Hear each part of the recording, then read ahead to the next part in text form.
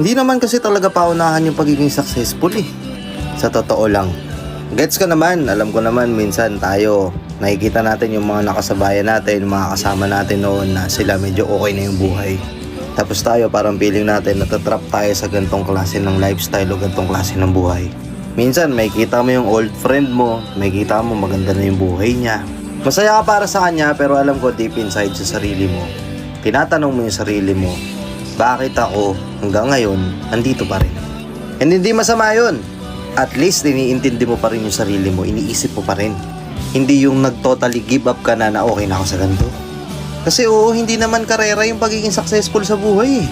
Minsan pag masyado tayo nag-overthink, masyado nating minamadali o masyado nating pinag-iisipan ng sobrang lalim yung mga bagay-bagay, umaabot sa punto na yung mga thoughts natin nagiging negatibo.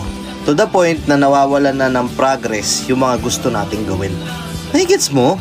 Oo, ikaw. Alam ko minsan mahirap. Lagi mong tinatanong yung sarili mo, especially pag mag-isa ka. Hanggang dito na lang ba ako?